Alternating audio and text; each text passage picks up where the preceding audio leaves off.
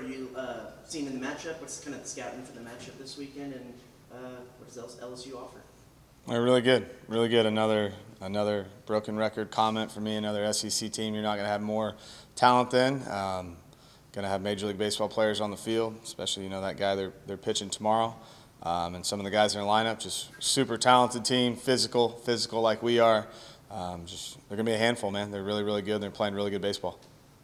What have you seen on tape from LSU starter Tate Anderson, and what kind of problems is he going to present tomorrow night? He throws 4 different pitches. He's got, it starts with a really good fastball, really good slider, really good changeup, really good curveball, and he throws a lot of strikes, fills it up. I mean, he's got really good numbers, a lot of strikeouts, similar to like a Liam Doyle type of, maybe not quite as many per inning, but just super talented, super talented. We're going to have to really compete, get our pitch, and not miss those pitches when he throws them. He's going to give us strikes to hit, but it's going to be about the ones that we can handle.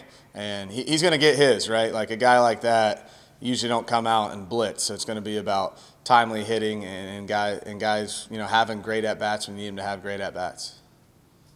When you first got here that first summer and Jace committed here after he had been committed to LSU, just how big was that for what y'all were able to do, just kind of laying the ground just those first few months? Yeah, I mean, you always want to get good players, and especially a guy like him. I remember the last conversation we had, because we talked a lot, and just from like a hitting standpoint, what I felt like he could do, just like any recruiting spiel, you try to say what you feel like he could do here over another place, and he, I'm glad we got him. I mean, he's obviously, he's one of the best players to ever play here, the home run record. So yeah, getting a guy like that away from any school is really big, and just with the coaching change deal definitely helped the situation, but.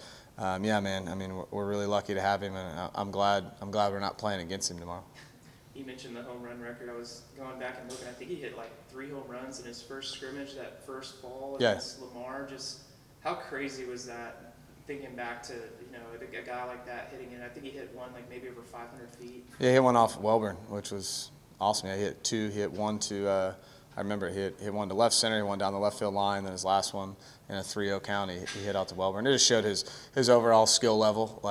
And a guy like that, when you have that type of power, I don't know how much his powers went up, but he's become a better hitter, become more mature at the plate. Yeah, and then just specifically to this year, where have you seen him grow the most this season particularly? Yeah, I think the biggest thing, what he's done, and you look at it analytically, his swing and miss throughout the course of 3 years has gone down in the zone. His chase has gone down, especially a big guy like that who's always going to get pitched tough, whether he's a freshman or a junior. Just pitch selection and swing and miss and all the things that you try to pick apart against a power hitter. He's got a really high on-base percentage, and he has his moments just like any hitter, but for the most part, his strike zone control throughout the years has progressed every single year. Not only do you want that to be able to tell him that's what you need to do to develop a player, but also for him, right? Like he's put in a lot of work doing that. So a guy like him, you're not working on developing more power. The power is there. It's how do we control the strike zone so we're able to get to that power more, especially when a guy like him, you're going to get limited pitches to hit, and you got to make sure you get the ones you get, but also the more important part is not swinging at the ones that you can't do any damage with. Obviously, the ejection on Tuesday night, what conversations did you have with the league following that, and when did you find out you would be okay to be in the dugout for the series opener against LSU? I knew I would be. The rule is just it can't be prolonged, and I think prolonged means the corner guy's got to come in, tell you, hey, if you don't leave, it was never a concern of mine. I've had no conversations. I got my ejection report, and that was it, and there's no further penalty or anything of that nature. You've been in leagues with Jay Johnson a while. What do you know about him? What's that relationship like, and what's it like going against a coach like that? Yeah, I played against, Jay a ton. When I started my career at Arizona State, he's at Arizona, really good team. Just a really, really good baseball coach. He's done it at every level. I really just respect his story and the things he's done to get to the place where he's at. And we've always had a good relationship. He's always been really good to me. Him and JK have been friends for a long time. I just think he's really, really good at his job. He's really good at every aspect of the job. You're not going to do anything to trick him. He knows the game. He knows the game at every level, and it's going to be a challenge. But just like any other coach, it is what it is, man. We're still looking to beat him. Quality outing from your starters last weekend. What did you see from them against Texas, and what are you hoping to kind of see this week against against LSU? Strike, stuff, and competing. Period. That's what it is. Like you gotta compete in the strike zone. You gotta compete with stuff against good teams. So, and our guys do that, and just doing it at a consistent level, inning by inning, being able to go against the batting order 2, 3, 4 times, and be able to go at them. And I think that's what defines a starter. Like, because a starter's you're gonna see a starting pitcher usually, unless you're doing really well, more times, right? So more times you see a guy, you would think, sometimes it can work against you, it can work for you, but how many times as a pitcher can you see the same guy and continue to get him out? And our guys have done that, I feel like, at a pretty consistent level, especially last weekend. Prager specifically, looks like he came out and played really well against Texas, high leverage, high pressure situation.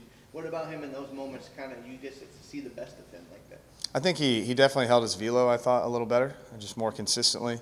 And just with the off-speed pitches, he was getting him down in the zone more consistently as well. He wasn't leaving him up in one spot, so he's getting some more depth on the changeup, getting more depth on the slider. So I think just consistently through better off-speed pitches.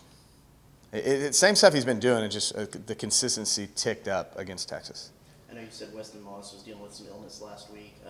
What was going on there? Is he back to 100% for this week? Yeah, I mean, well, the illness part, just nothing crazy, but yeah, he's still like I wouldn't say he's 100% health-wise, but he's available this week, and he's tough, man. This wasn't just last week; it's been the last couple weeks. So he's really shown some toughness and grit, and we've just really tried to manage him this week, get some fluids in him. He's lost some weight, so just trying to get his weight back up, and he'll pitch this weekend. How much, I don't know what that looks like. It's really going to depend on situation of the game, obviously. But we need him. I mean, he's our guy out of the pen. That hasn't changed at all. Hasn't changed. I haven't blinked or flinched on that 1 second. So if he's good to go, which knowing him, I think he will be, you'll see him out there. Do you feel like the rest of this bullpen has kind of progressed through conference play particularly? I mean, Cade McCoy, a ton. I think his first, I could be wrong here, but I feel like his first conference outing was, maybe it was Vandy. I just remember the Tennessee outing, right, where, we get run ruled. He kind of gets touched up a little bit, and then he didn't flinch. He came back out, and he's continued to throw strikes and be an awesome guy out of the pen. Caden Wilson continues to get better, and Luke Jackson shows you those signs of greatness. And then he's kind of been a little bit back and forth, but I really believe in Luke, and I just feel like he's really close to being consistent like he was in Arkansas. And just with Texas, he just missed the strike zone a few times, and we didn't have time to let him work out of it, you know what I'm saying, in that situation. So I think they've gotten better. We just need them all to be more consistent. And it's like Caden Wilson, okay, I've seen you throw now the last 3 or 4 times. That's what I expect. Caden McCoy, that's what I expect. So whenever I put a guy in the game, a lot of it's usually based on their last outing. When we put them in, and they expect it too. Like, we expect you to do what you perform the way you did the outing before. And we just got to be more consistent on that. And I think we have. I think we were at Texas, excluding Weston, which I think, when you're pitching so good, sometimes you just have games, man. So that doesn't concern me at all, but I just think we got to continue to get better, continue to grow. Is McCoy dealing with something too? Yeah, he has a torn meniscus. He tore it in warm-ups at Arkansas.